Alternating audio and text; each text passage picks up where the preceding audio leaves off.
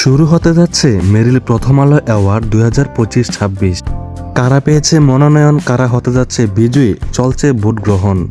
আমি শুধু কথা বলবো চলচ্চিত্র অভিনেতাদেরকে নিয়ে।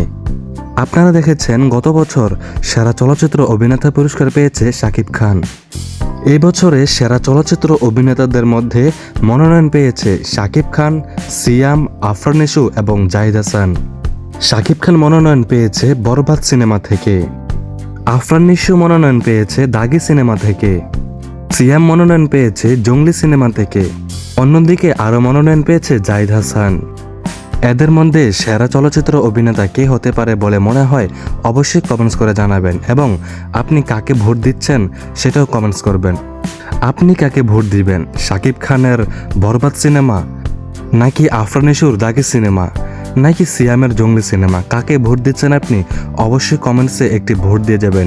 আপনার এই একটি কমেন্টস একটি ভোট হিসেবে গ্রহণ হয়ে যেতে পারে। আপনি আপনার পছন্দের অ্যাক্টরসকে একটি করে ভোট দিয়ে যাবেন কমেন্ট বক্সের মাধ্যমে। মেরিল প্রথম আলো অ্যাওয়ার্ডটি শুরু হতে যাচ্ছে 19শে এপ্রিল। 19শে এপ্রিল ঘোষণা করা হবে কে হতে যাচ্ছে বিজয়ী। এর আগে চলছে ভোট গ্রহণ। মেরিল প্রথম আলো অ্যাওয়ার্ডের ওয়েবসাইটে চলতেছে ভোট গ্রহণ। কারা কারা ভোট দিয়েছেন অবশ্যই কমেন্টস করবেন। যারা যারা ওয়েবসাইটে ভোট না দিতে পারেন তারা অবশ্যই আমার কমেন্ট বক্সে একটি করে ভোট দিয়ে যাবেন।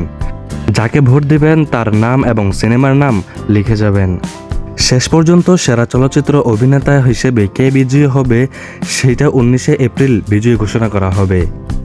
19শে এপ্রিল আমি আপনাদেরকে জানিয়ে দিব কে হয়েছে সেরা চলচ্চিত্র অভিনেতার বিজয়ী, কার হাতে উঠেছে অ্যাওয়ার্ড।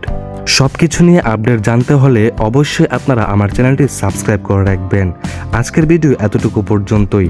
ভিডিওটি ভালো লাগলে শেয়ার করে দিবেন এবং আমার চ্যানেলটি সাবস্ক্রাইব করে রাখবেন।